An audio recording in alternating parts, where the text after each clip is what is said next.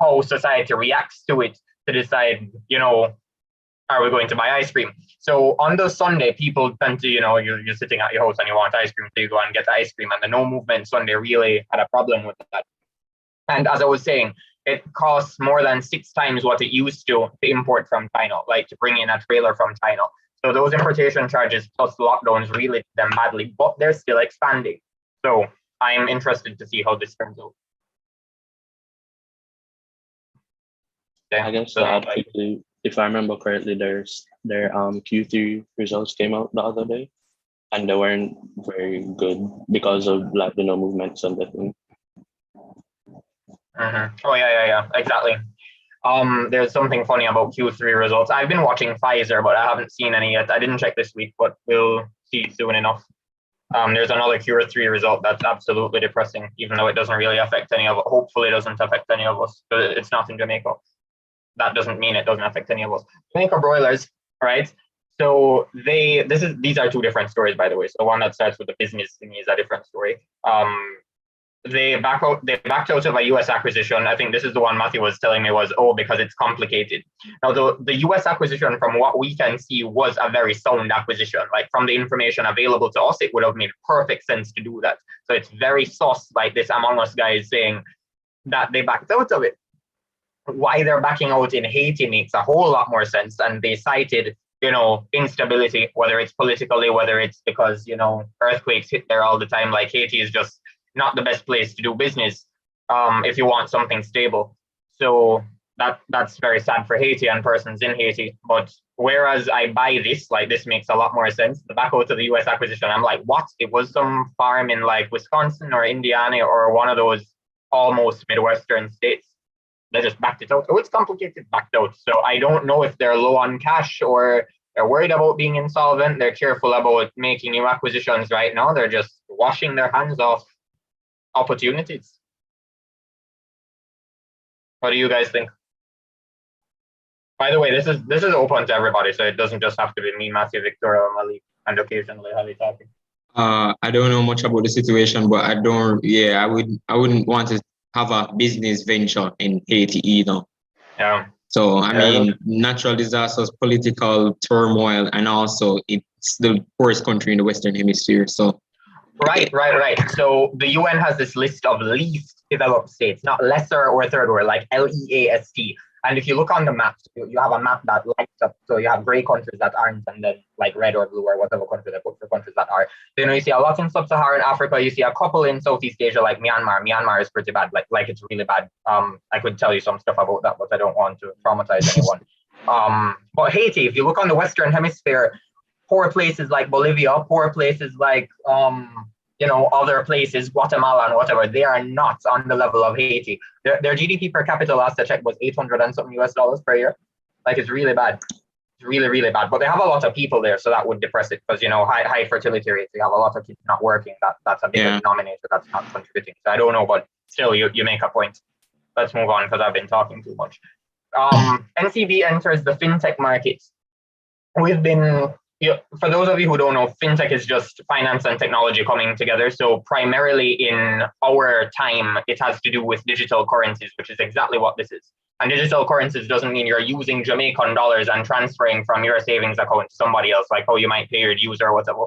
This is a separate currency. So like you have the Jamaican dollar, a US dollar, you probably have like an NCD fintech dollar, which, there are some criticisms about because that makes it fiat currency. Like, what tells you that it's worth anything? Oh, they say so and we agree. So that's subject to it being inflated. That's subject to it being taken away from you. It's subject to a whole lot of stuff.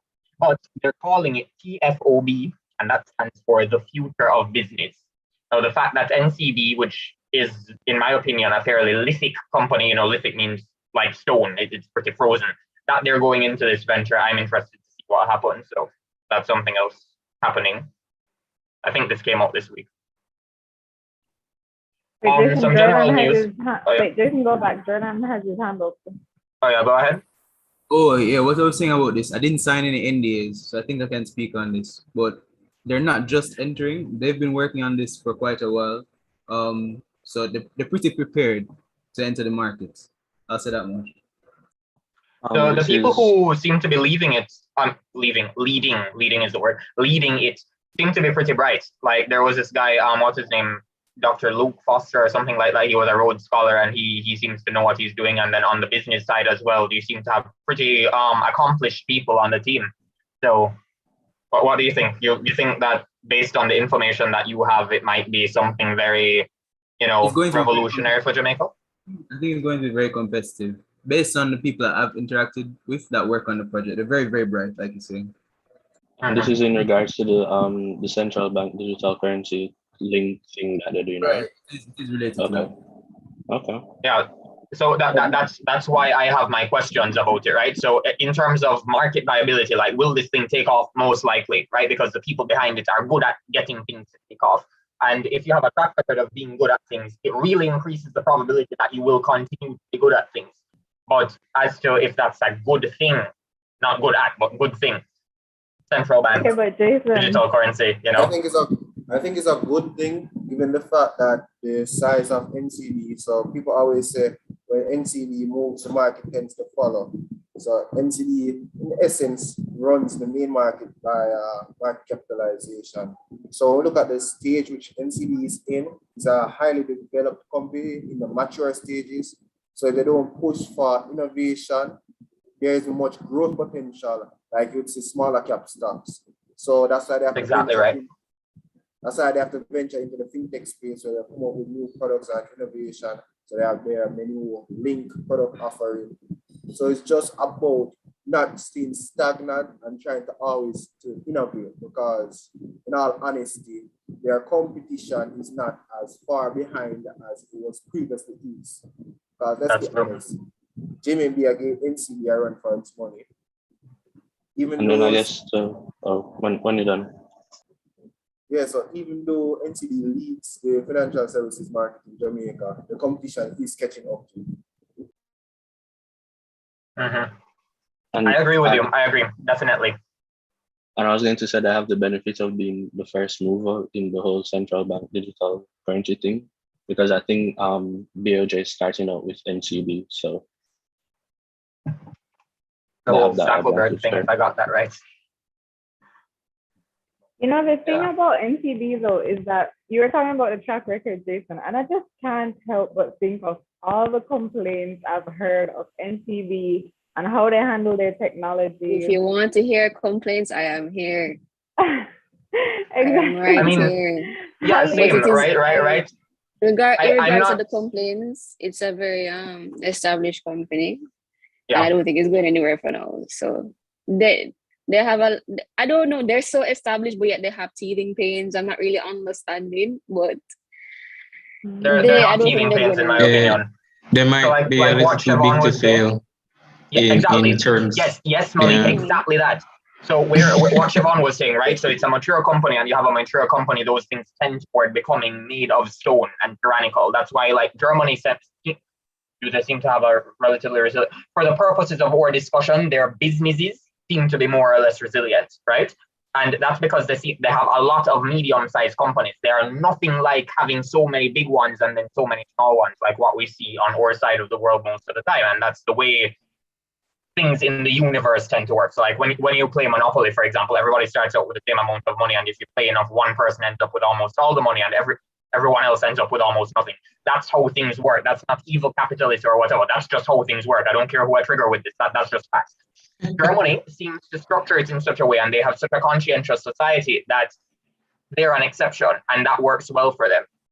So I don't think it's teething pains with, we're feeling this out. It's that they're so big that for NCB, for anything to get done, it's like so many layers have to be gone through that the effect is lost. By the time you get approval for something, it's made of stone, it's not agile. So the conditions change and whatever. It's that they're too big, and good that they're doing something to innovate and renew. I'm just wondering, is this particular thing that they're doing good for society? Because it's like a currency that is regulated.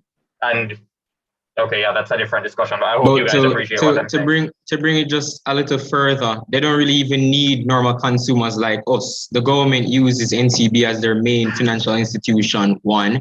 And two, they have a lot of big business in terms of like 1%ers that bring in the most capital for them. We're just the little, you know, chicken feed after the side, so they don't really have as much incentive incentive to improve or side of the business, basically.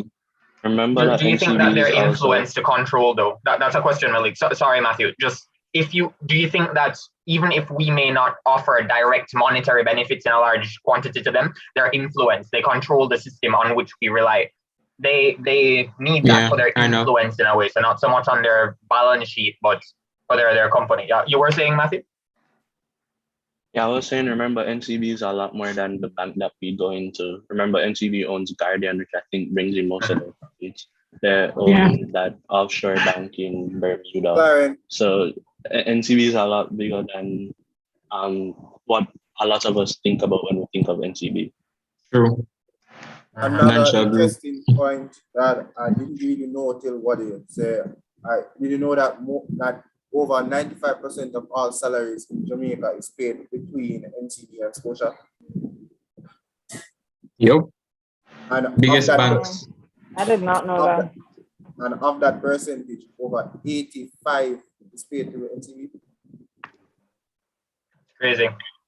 That's another example of the whole Pareto thing, right? You have like a few people on top, like NCB so much, and then, you know, other banks, you wouldn't, let me not call any names, but you wouldn't expect, you know, the smaller banks down the road to do it. Maybe in the countries they operate with more market share, it would be different, but it's crazy. So again, you know, them getting, I don't know. I'm saying it's a good thing that they're innovating. I'm just not so sure if the thing that they're innovating with is the best for society, like the way they may be going about it. But I don't want to speak from a place of ignorance, right? So let's see how it. Enough about NCB. Thank you, by the way, guys. This was a really good discussion. You see, you guys chiming in. Yes, that's exactly what we want. It's not just me here chatting and then Victoria and Matthew occasionally, and then we're done. I was told I could take up a little more time today, which is why we're taking a bit longer. A little more news. Oh, somebody had a hand up? Oh, round table talk. Yeah. Oh, sorry. English kind of slipped for a sec. Okay, so general news. Barbados caps debit cards is as of that day, which was November 1st. So this is this week. Pretty interesting. When I read the article, Matthew sends me a lot of good articles.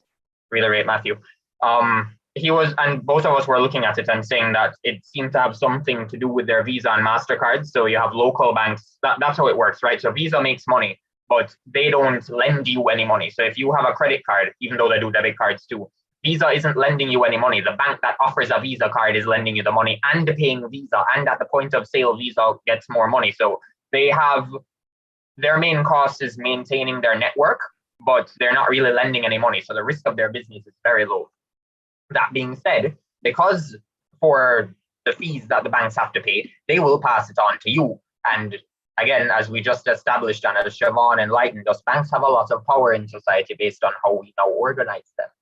So banks can charge a lot of money for you to use their card, and Barbados capped it. As to whether this is going to be good or bad, we don't know, because from economics tells us that deadweight loss is something very easy to incur when messing with a market, but sometimes markets aren't providing for the persons that they want to. So arguments for or against, and I'm not making one for or against. This is just happening, and you know, there are pros and cons to many things that we'll see.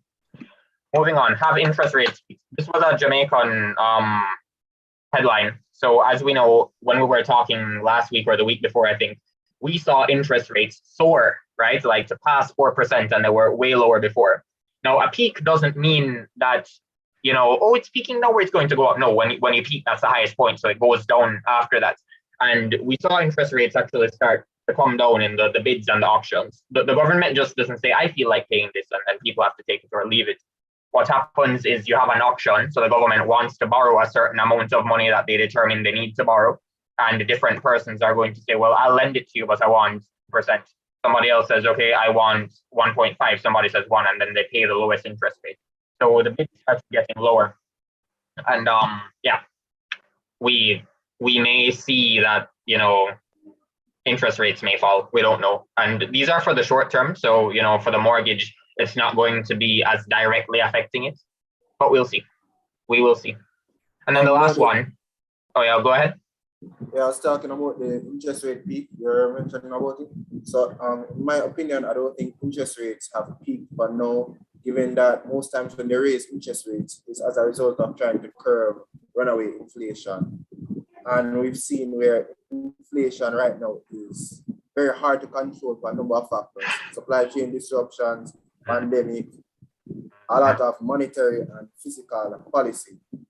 So even though they increase interest rates from 0.5 to 1.5, you can still see where a lot of companies and a lot of persons still expressing a lot of cost inflation. So we can use Lasco as a good example. Lasco is known as being an affordable brand. I will start seeing Lasco financial statements, like in manufacturing and distribution. They're saying that they can no longer bear the rising cost of their expenses without passing it on to the consumer. So we know that food and housing inflation is a very serious thing when it comes on to policy inflation. That's why I believe, in my opinion, that interest rates have peaked. Yeah, I mean, you make a good argument. Oh yeah, go ahead, Matthew. Yeah, saying just to add some missing context, that article, it wasn't talking about the BOJ policy rate, which, we refer to as the interest rate. It's talking about CD rates. So I think actually, that's a valid point. I missed that. Yeah. I actually missed that. I thought it was talking about the policy rate. Okay. But when I saw it, it looked like the policy rate, but maybe I missed that. Okay, thanks for that, Matthew. We're talking about what? The article is talking about CD rates, like Okay. Yeah. Mm-hmm. All right. That's interesting though. Like around the time when most of us may have been born, CD rates in Jamaica were nearly 20%. That was crazy. I guess it's safe to talk about this now. That was around the time PJ was in power, or just about going out, and the economy was as it was at the time. I'm not criticizing anybody, just saying. So yes, the way capital was, that's how it was. And now, stuff are a lot freer, especially when we see how heavily integrated the banks are. Why do I have a pet peeve with banks? Oh yeah, that was the case. Interest rates, guys, we could talk all day about it. What were you saying, Siobhan? I was saying another interesting point. Around that time period, market rates were between 50 and 60% per year. Mm-hmm. Sorry. Wait, no, what? Sorry, market rates, like on the JSE. So if you take the average of basket of JSE, that's what you're saying?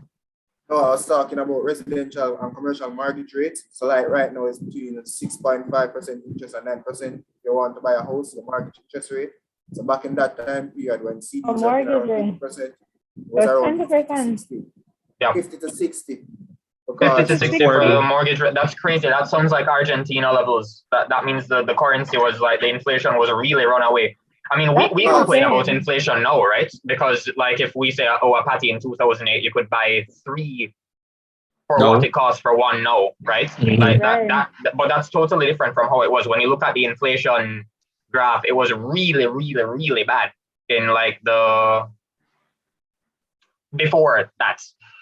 I don't want to say stuff that aren't true.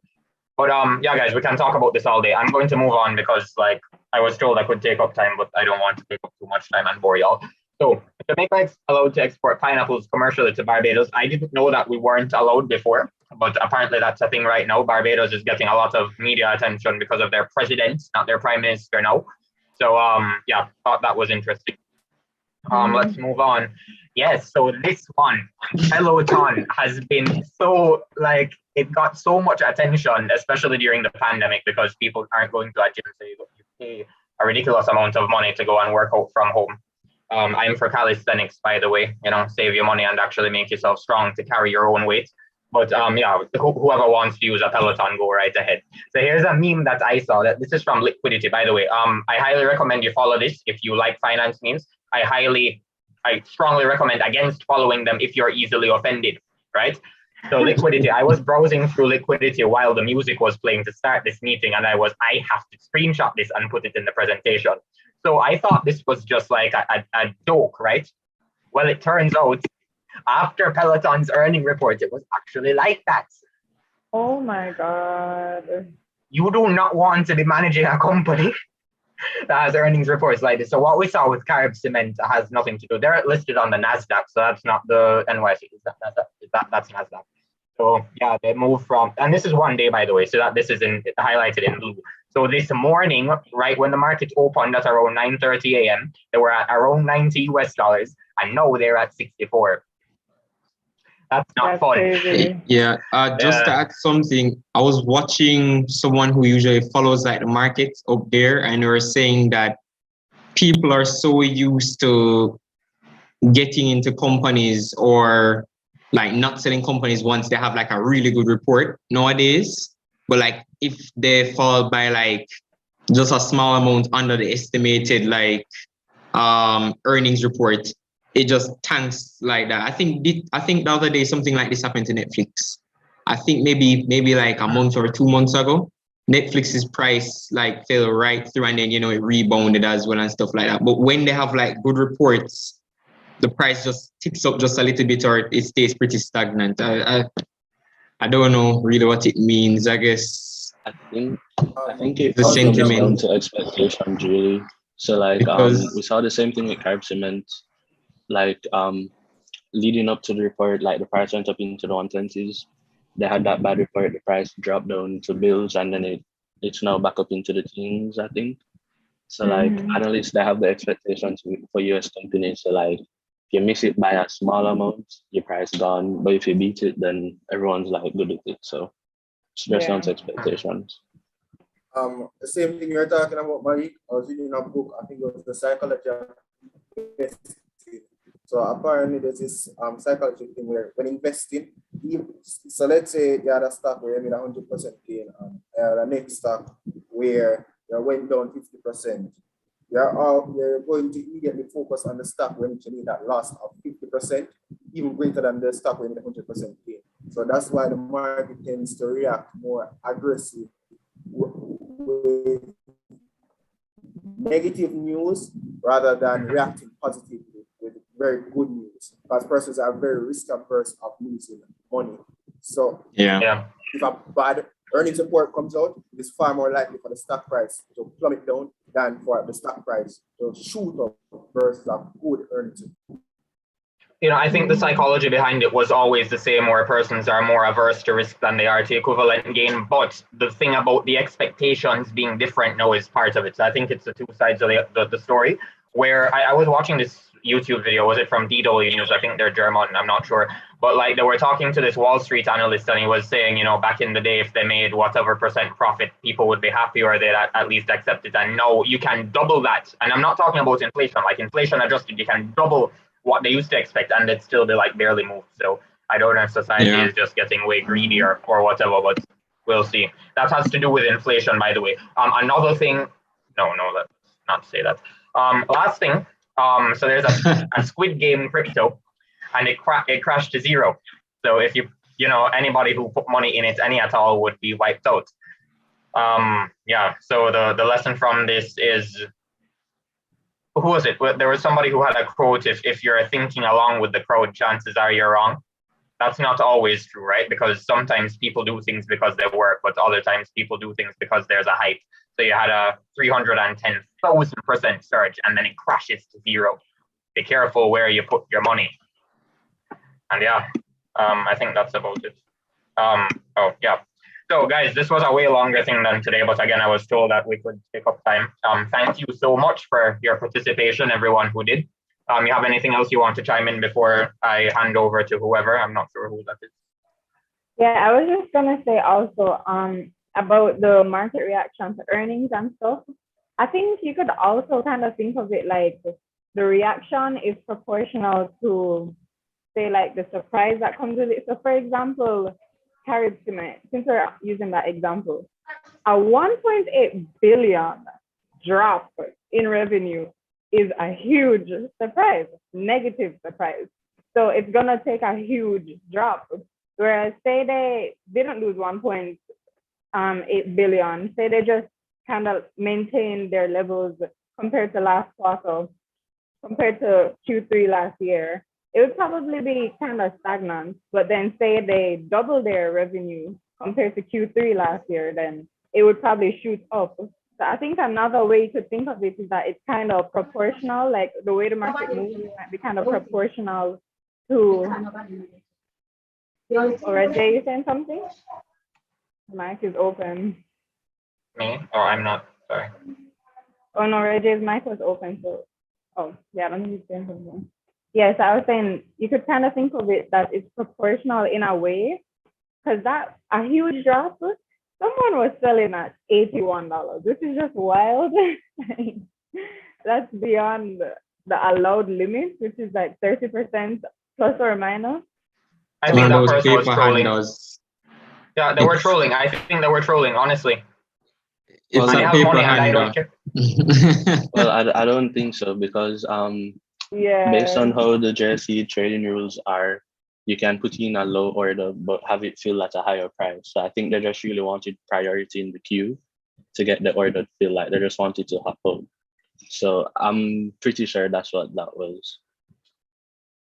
Even like this fire incident with Separate recently, and I saw like in the news that they're expecting $1 billion in losses as a result of the fire. So wow. fire happened over the weekend, and Monday I saw a Separate stock price drop from like around 64, 65, all the way to the low 50s, margin some at the low 50s, and then it's like by Wednesday just bounced back up like it was. I'm like, you realize I'm saying it was a $1 million expected loss in the fire. So sometimes the market is just a market. Mm-hmm. And I think it's also important to consider that people have, different goals. So someone buying for like results in like March, somebody buying for results in March, they would be affected. But someone buying for like a year with the insurance payout that they're expecting, that would offset, the losses from the fire. So it wouldn't really affect them that much. So it's important to consider like those factors too. Yeah, and someone was saying in the chat that Shavan was saying shipping costs have really affected them. And I think that's been happening for a while too. The whole supply chain thing, not just Separate, but a whole lot of companies.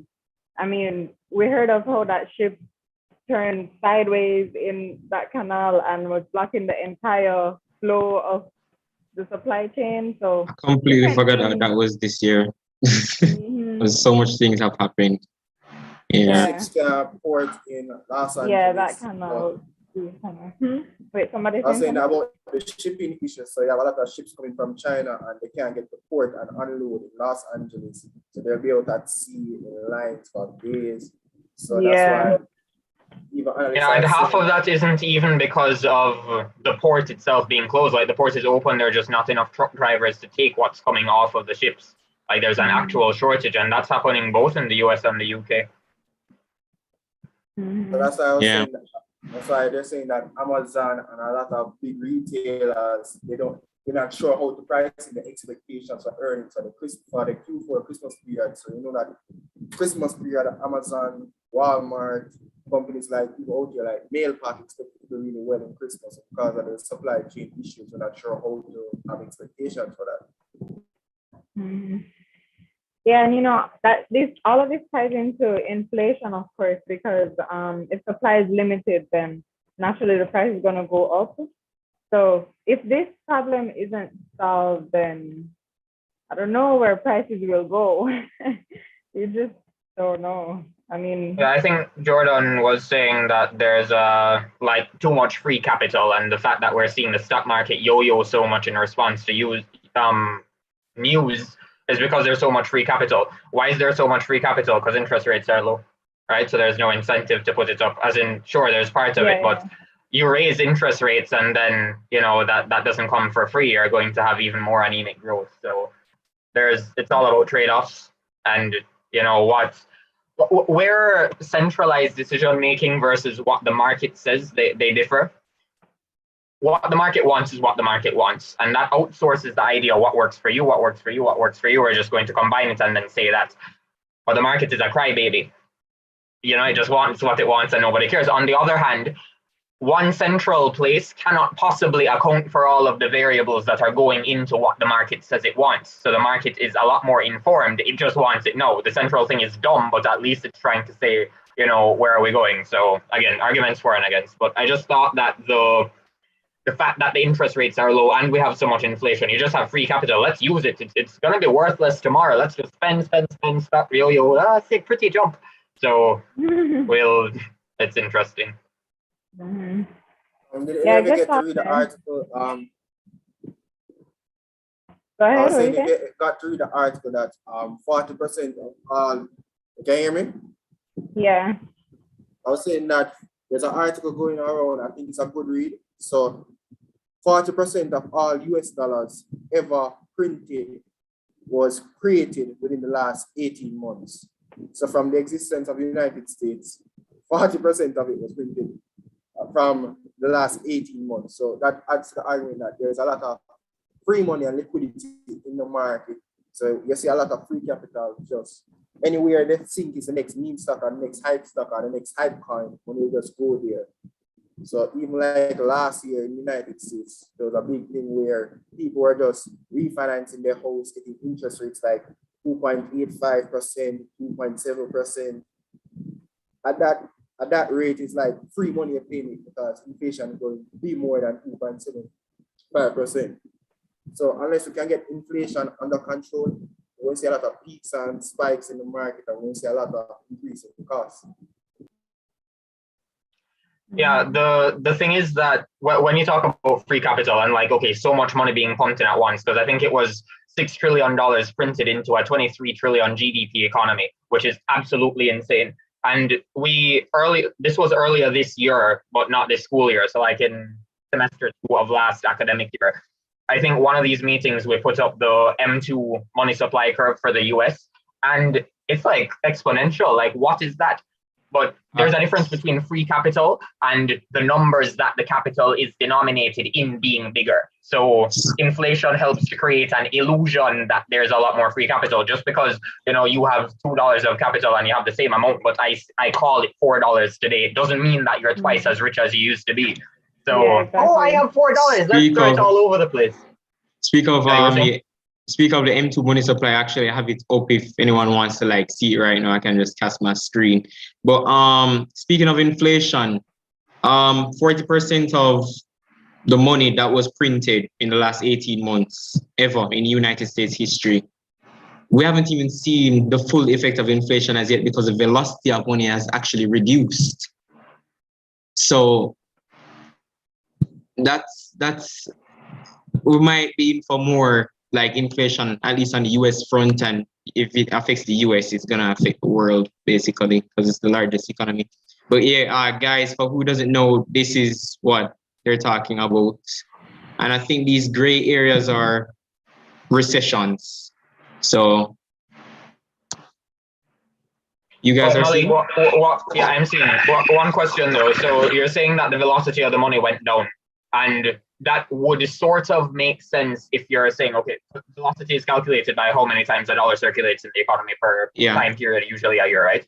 So if people have been spending their stimulus checks by and large into stocks or paying off debts or whatever, that would slow it up. So you have more and more dollars and proportionally less spending that would go, but it doesn't speak to the inflationary signals. Like you would expect the velocity of money to increase if there's inflation because spend while the going is good. You're going to buy less later. So what do you have any idea, just any guess why that might be the case? I get why you'd put your stimulus check into something that's less circulating, right? But why do you think that there seems to be less spending outside of that to counteract it?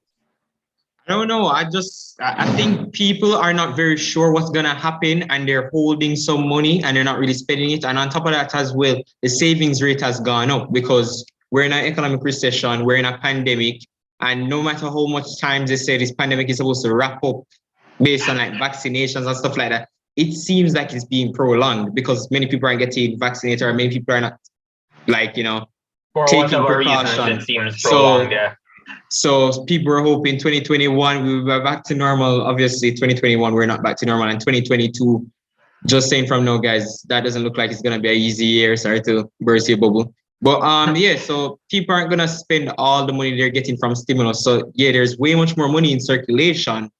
And since there's more money in circulation, there's gonna be some inflation. But I think what was the inflation rate? They said about 5% in America. 5.4. 5.4. And they said that 40% of money was printed in the last 18 months. Yeah, so that doesn't show it yet. Not yet, exactly. I see Jordan Barrett's hand up. You want to say something? Some people are holding their cash, is what I would think. I was saying in regards to why we're not seeing too much consumer spending is the supply side issues that we're facing. So with the chip shortages that we're seeing, I can speak from personal experience. In terms of the computer electronics market, you can't get your hands on certain components anymore. And also for like game consoles, there just been constant shortages throughout like all of this year and even the last half of last year. So I think that people aren't buying consumer electronics, and that's leading them to spend it in maybe more tangible assets, or not tangible assets, but more durable assets like stocks, and just keep the rest on hand, waiting until price is low. I think that could actually be like expanded, and I think they're just not spending it on several things that have semiconductors in there, because semiconductors are needed for video game consoles, but they're needed for cars, they're needed for all kind of home appliances as well. And right now we have a semiconductor shortage, and the whole entire tension between China and Taiwan isn't helping that either. So, and that's geopolitical and war kind of stuff as well. So that's not helping out. And also many, like I think Chevron said this, a lot of trade goes on between the US and China, and they ship things to Los Angeles. So that's a huge port over there, but that has like a backlog of about, I think, a few weeks. I don't have the data on me right now, but I think it's a few weeks. Yeah. So it's just all kind of things swelling in the right time to cause a perfect storm, pretty much. Yeah, good talk, guys. Very interesting stuff. And thanks to all of you guys for your contribution to our roundtable talk. So I know we said we're going to be talking about the stock market. So we'll bring it back to that. Very funny, the Jamaica Stock Exchange website is down today when we plan this meeting. Like, how crazy is that? The one day we plan to go on it, but I'm still going to try sharing my screen because I managed to load this page. I can't click anything because then it will just say error and go down. You guys seen my screen? Yeah, we're seeing your screen. We're seeing it. Broker's also down as well today. My broker was down. Oh, really? I don't even know, I don't know what's happening at all. I'm not sure. I tried to do some trades, and as you click submit, automatically failed. Really? I don't know. Probably the whole market is down today for some reason. I'm not sure what's going on, but I'm sure we'll see news. It could be like a server from like a cloud-based computer company, maybe, but I'm not sure. Because if that was down and this is down, then it could be way more websites, maybe. I'm seeing someone in the chat say there's a NASDAQ update that they did. Oh. I didn't hear about that, but it could be anything. Yeah, I'm sure we'll find out what's going on, but I think NASDAQ thing happened once, if not just seen a notice pushed out. I'm going to send it to the WhatsApp group.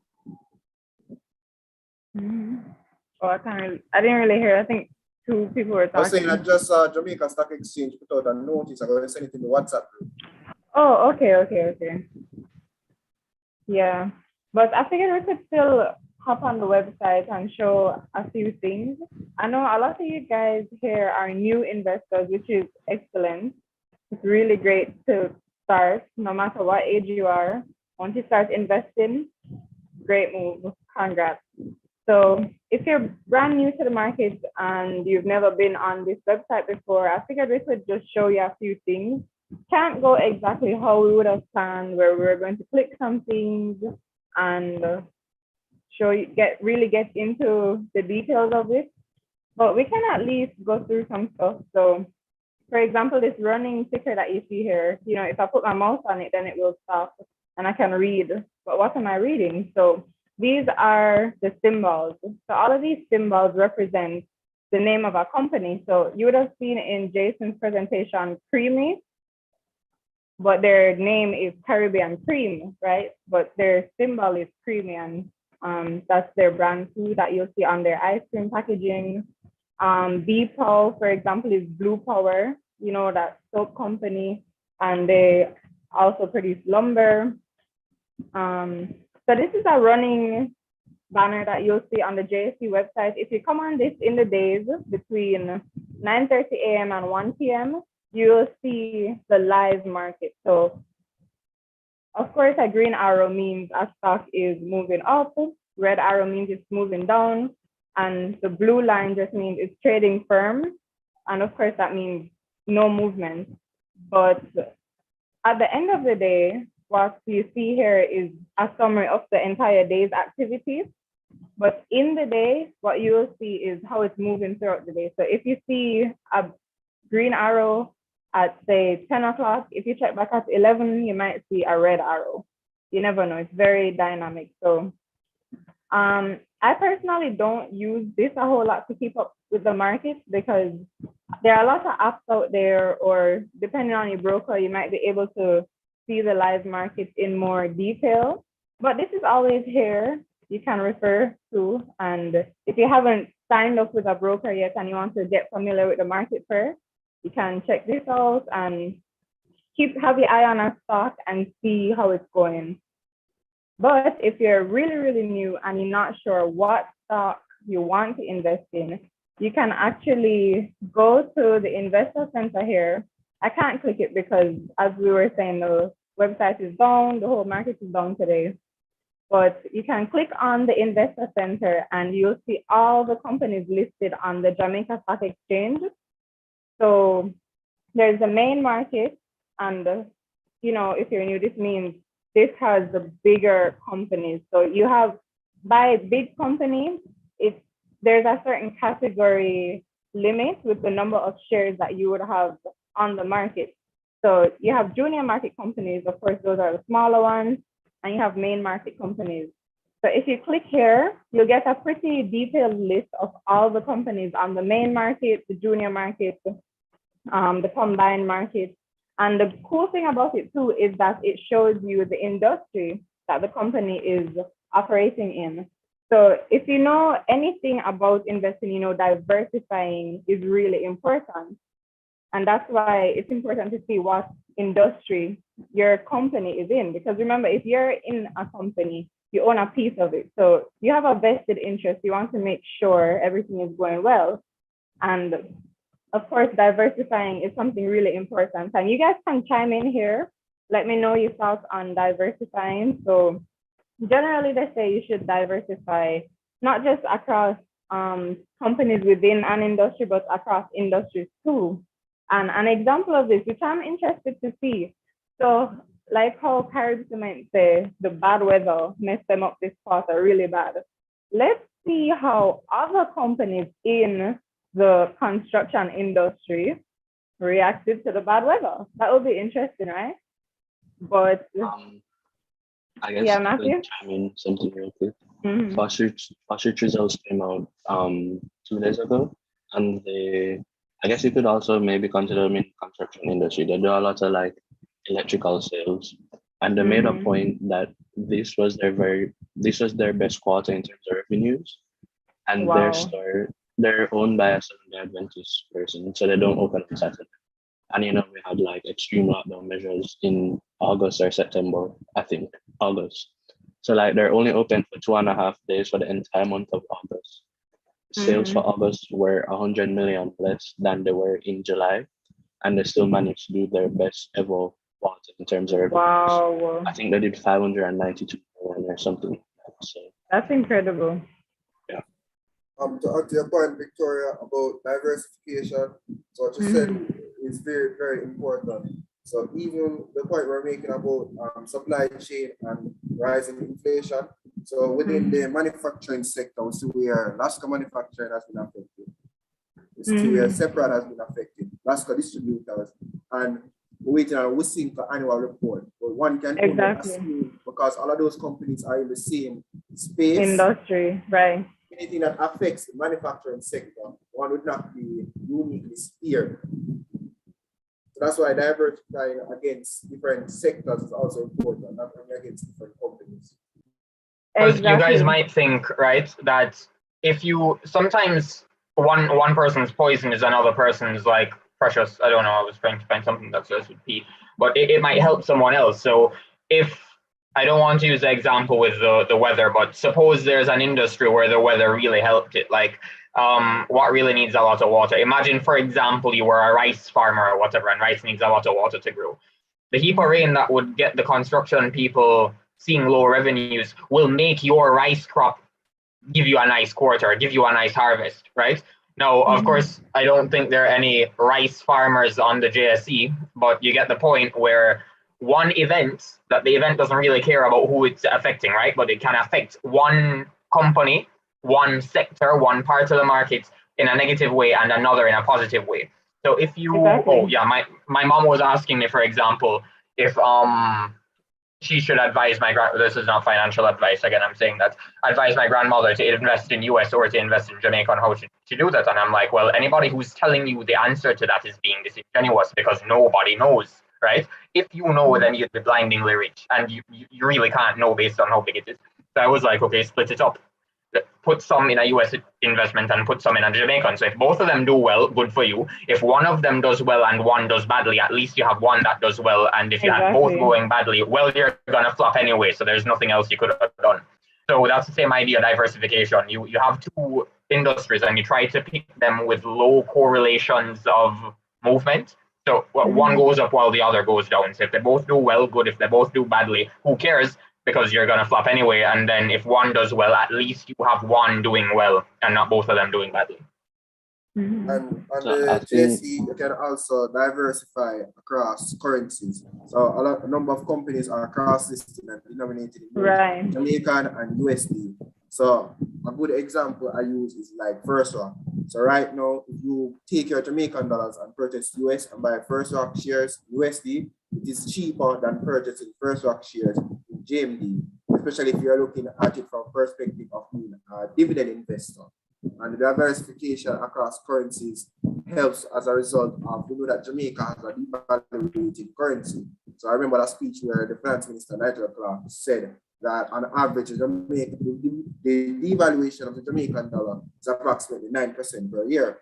So if you're someone that is saying, okay, I really want to keep my capital in Jamaican dollars where it's going to be devaluated 9%, I want to have a hedge against devaluation. That is an alternative form of diversification, which you can do at the Jamaican Stock Exchange.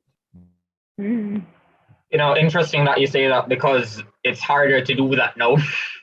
So since the leadership in the BOJ had changed, which is around 2019-ish, I think, the goal was more inflation targeting, and that has a lot more of a long-term effect on currency exchange rates when they're floating, like ours against the USD. So it's harder to bet against the Jamaican dollar. If you look at the long term, yeah, sure, it still was at 130 something back then, going to 140, and it's at 150 something now. So long term, it's still going up, but it's not like how it used to be.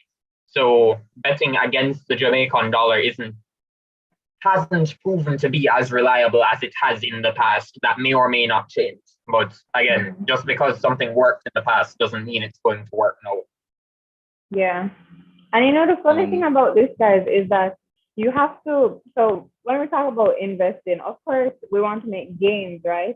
You know, we all understand that it's a risk and you can and possibly will lose money in the market. That's the reality. It's a risk.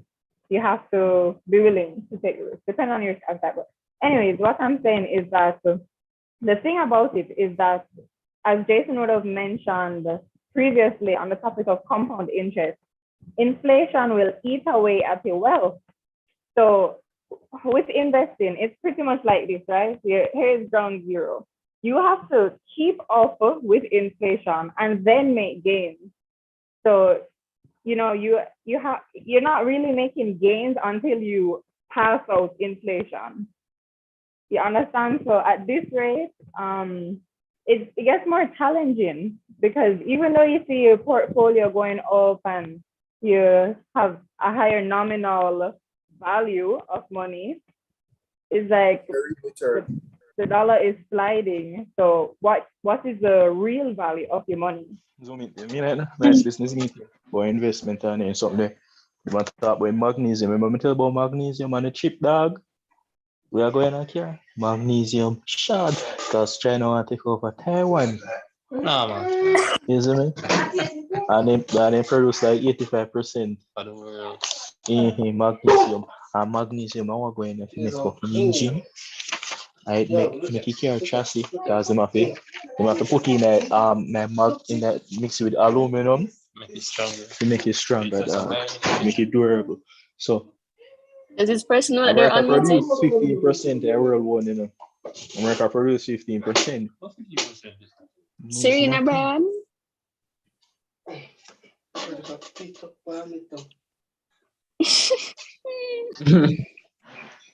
Well, we got some metallurgy gems there in terms of how metals work and how they can get stronger. I saw someone ask in the chat if you can invest in magnesium. Yes, you can. I'm not exactly sure, but I know most likely on the US stock market there's maybe an ETF that's geared towards magnesium. If not, companies in that industry that you could invest in that way. If not, you could possibly like directly buy the commodity. I'm not sure, but most likely on the US market there's some way to invest in magnesium. I think it fall under commodities. I'm not too sure about it, but that's most likely. I think commodities tend to usually be traded in the future, so that's why they call them futures. But it's just because, like, you're not going to get the magnesium that was produced today. You're going to get it like, you're buying a future claim to it. But people buy it all the time. So I don't know about in Jamaica, but yeah, that market is very interesting, and a lot of people made a lot of money out of commodities with barely touching stocks. Yeah, the world of investing is really limitless. Like the things people trade and make so much money from. I don't know if you guys have seen some of these NFTs that are incredibly expensive, and it's just like some crazy picture, but then it's worth so much and it keeps going up in value. And I don't know, it's just the possibilities are limitless. So here we're talking about companies, but some people are trading the most random things that you can think of. But yeah. Like Ray Dalio or Dalio, I don't remember how it's pronounced. Before BlackRock became a thing, he founded Bridgewater Capital, right? At the time, it was the largest hedge fund in the world. Out in 1973, out of his apartment. Like, that's crazy because it's so hard to found anything in 1973 out of your apartment, much less something that grew so big. He made a huge amount of money trading pork bellies.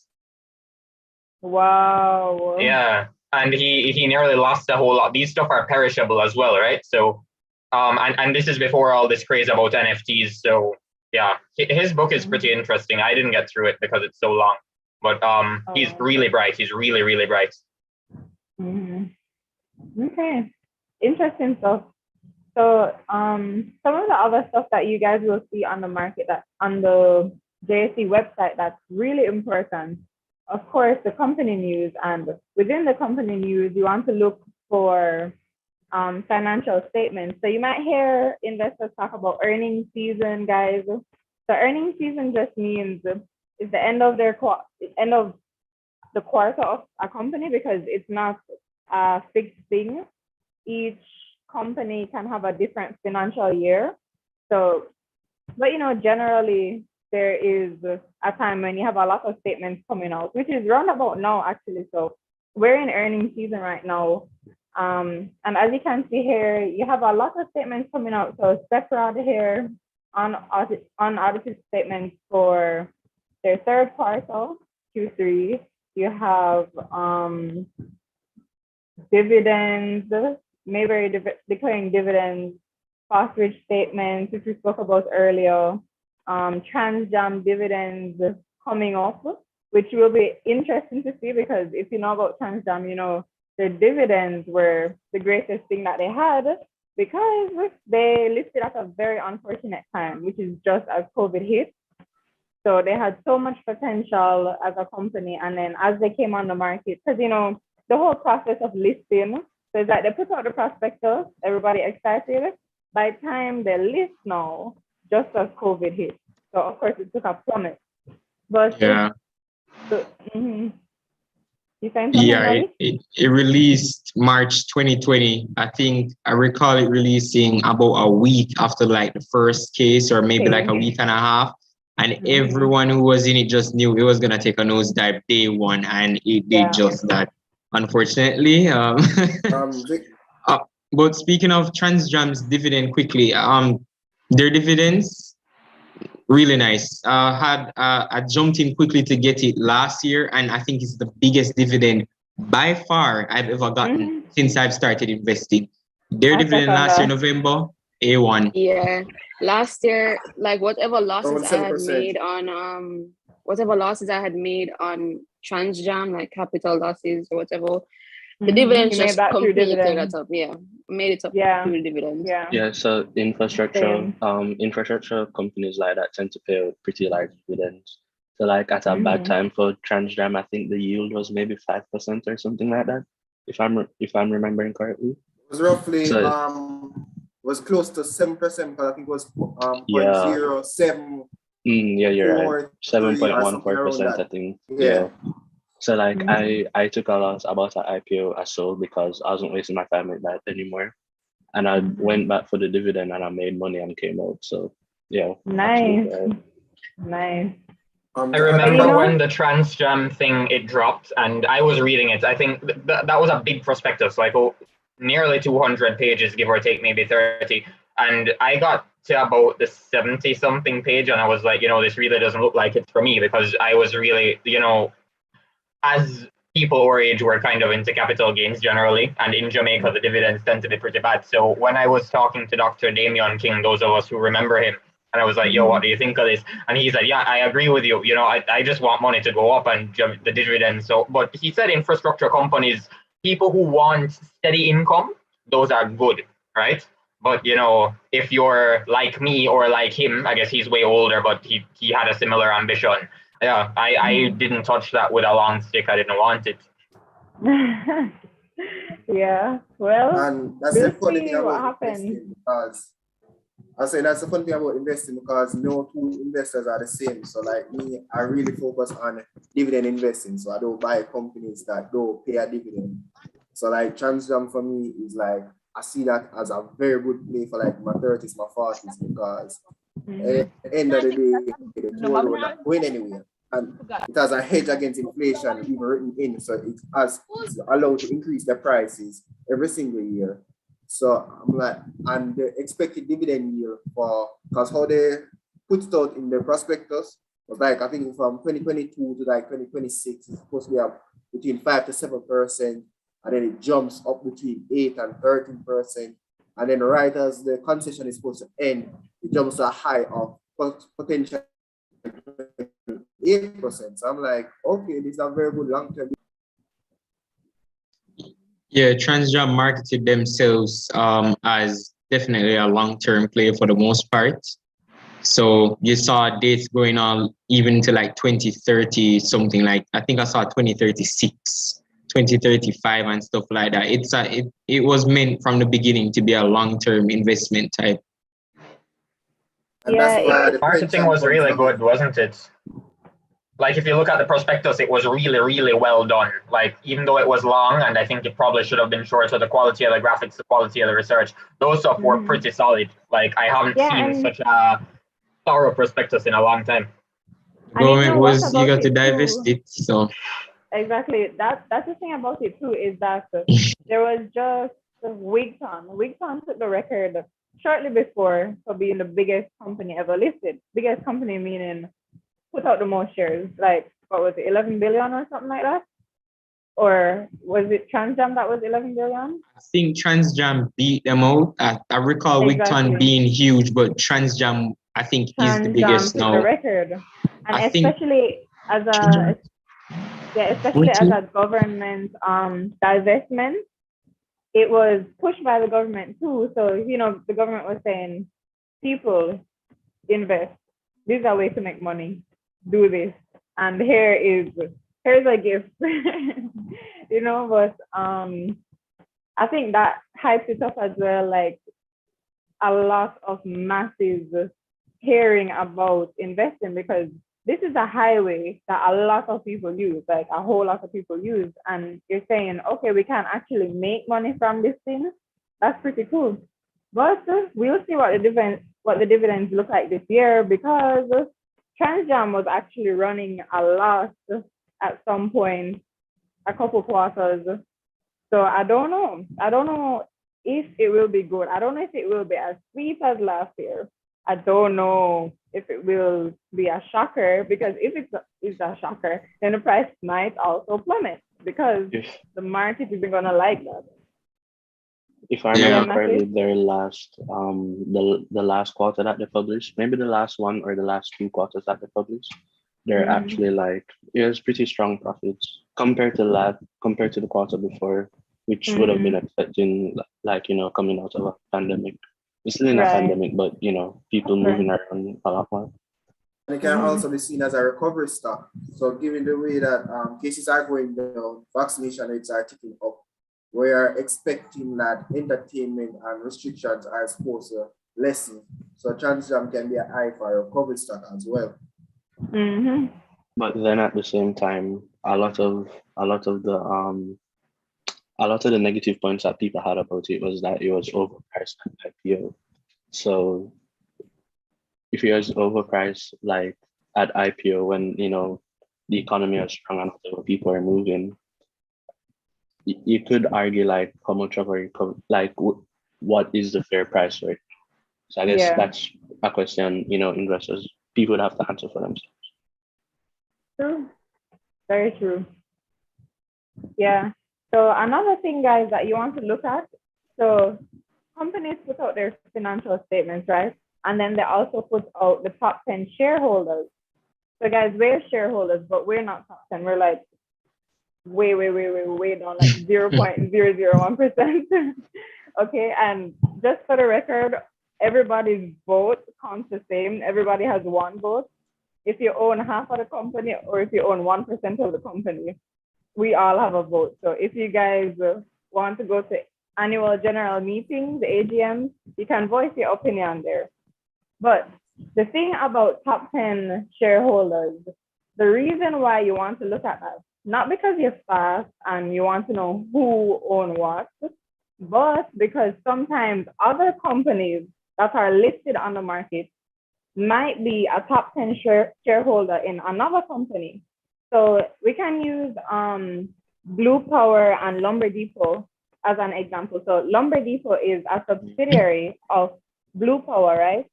So seeing that they're not anymore. Actually, they're not anymore. They spun. Remember, Lumber is listed now because they spun it off. MJE is actually now the largest shareholder. They've been selling a lot of shares, but as at the last quarter, as at the last time Lumber put out their results, MJE owned 25%. We could use the Proven and JMB example. So Proven owns 20%, I think it's 20% of JMB. So it's counted as an associate company. As an associate company on their books. So things are very dynamic. So what? Or if you wanted to use Cornerstone and where we applied Sarito there? Yeah. That's another example. Yeah. Okay, I'll just stick to Lumber. So you guys see, you have to keep up with stuff because things are so dynamic. So first it was Blue Power that versus Lumber, but now Lumber is a whole thing on its own. Lumber Depot. I should be clear with the company name if you guys aren't familiar. So MJE, Mayberry Jamaican Equities, which is a separate company from Mayberry Investments. So you guys see what I'm pointing at here? This is MIL, Mayberry Investments Limited. That's a whole different company from Mayberry Jamaican Equities. So their symbol that you will see is MJE. So Mayberry Jamaican Equities, they have a huge stake in Lumber Depot. So what you'll notice is that if you look at the top 10 shareholders, so when Lumber comes out and they put out their top 10 shareholders, you'll see Mayberry Jamaican Equities on it. So the reason why this is important is because if this stock is doing well, then the biggest shareholder in it is likely to do well too if it's listed on the market. So MJE is listed, lumber is listed. So if lumber comes out with some good statements, we'll see if the rain affected them as much as tariff demands. I don't know. We'll see how the weather was for them. But if they come out with some good statements, then perhaps MJE will do well too. Now, this is not a fact or investment advice or anything like that. It's just things that you guys can look out for on this very useful website that we're on right now. So other companies that you guys were saying too, such as Proven and JMB, when one company has a big stake in another one, they're likely to be impacted by whichever one is moving, you know, so that's something you can look out for. And the thing about it is that the entire market has to see, markets move with not just one person, but an entire, the entire shareholding of people, right? So if everyone is looking at these financial statements and you see it first, you might think, wait, this is some really good insight because I'm seeing that this company is listed as a top 10 shareholder in this company. So you might want to say, okay, let me check out this company because chances are they will move 2 days from now from this company, the parent company listing their statements. So things like that you can look out for on this website. You know, you're taking a risk at investing always. It's always a risk. But if you make some calculated moves, then chances are you can make some pretty good gains. So that's another thing you guys can look out for. Anything else you guys can think of that's good insight on this website? If you guys are in the game, you would come on this website. So you definitely want to pay attention to the news. Definitely. Yeah, that's pretty much everything. Oh, I don't know if I mentioned, but if you're new, this is where you actually look up the companies. So it's in alphabetical order. So you can type in a company. So if I type in Lumber Depot, it will come up. Or if I type in Caribbean Cement Company, it will come up. If I type in JMB, I think it's listed as JMB. Typo. Yeah, so as you can see, these with the percentages are preference shares, guys, which is different from ordinary shares, which we would have explained in Back to Basics before.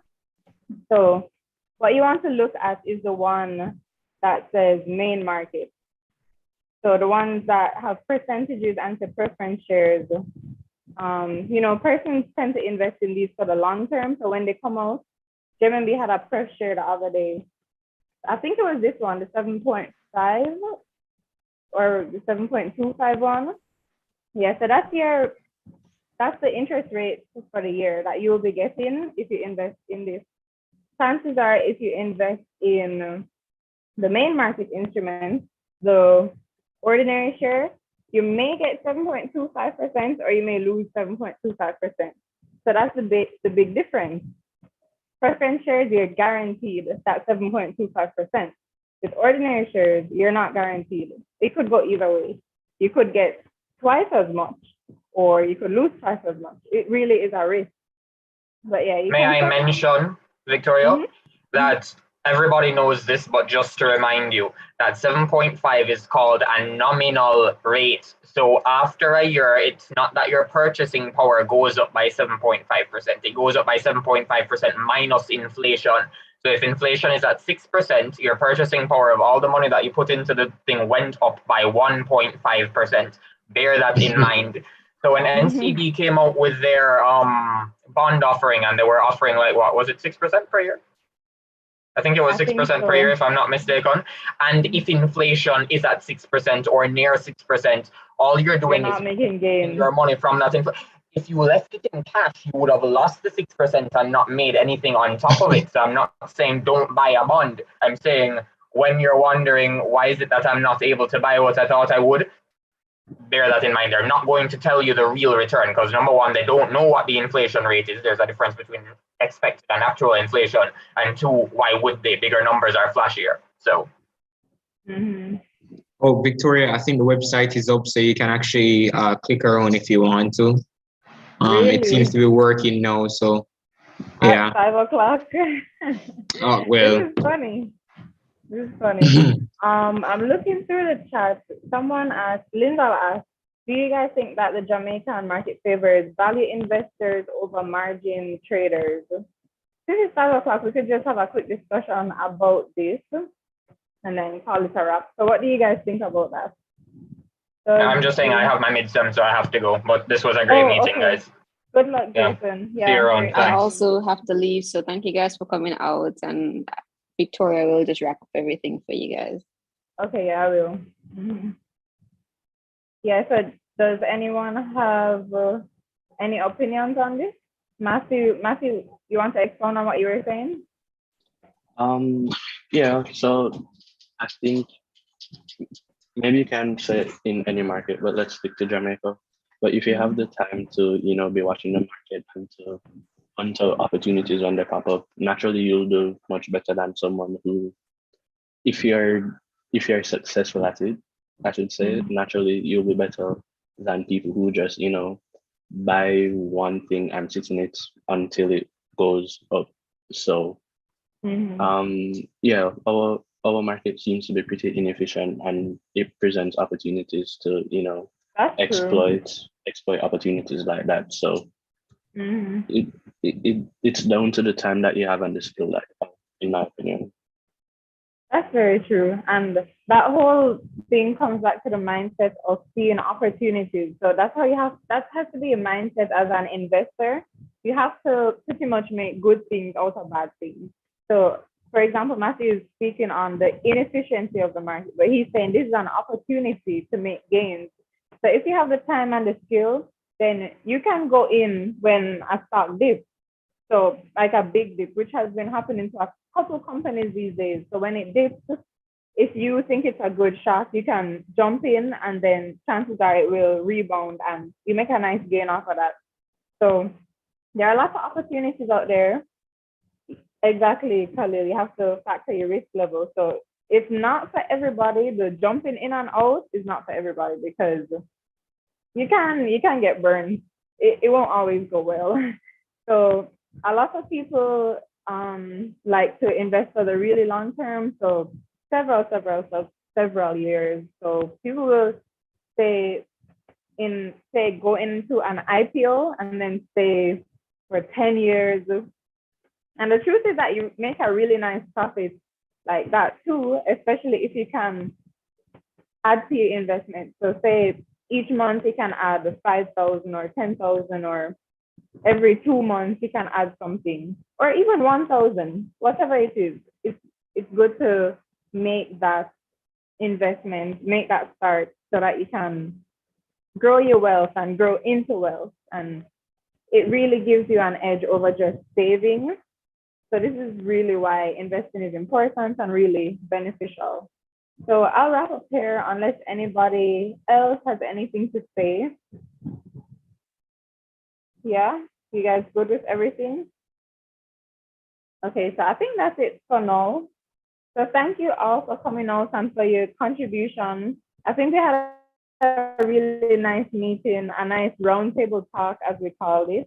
So thank you all for coming out. We're looking forward to next week's meeting, so stay tuned for what that will be. And have a great week, guys. Thanks for coming out again, and stay safe. So bye, guys. It was good. Yep, good meeting, guys.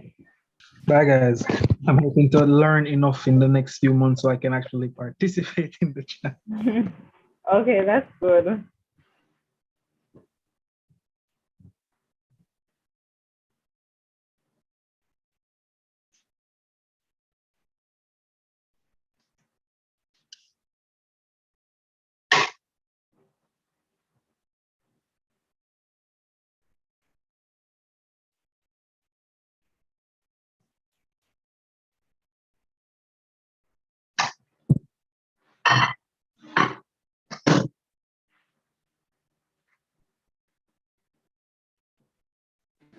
Hi, Mal. Hi, Renee.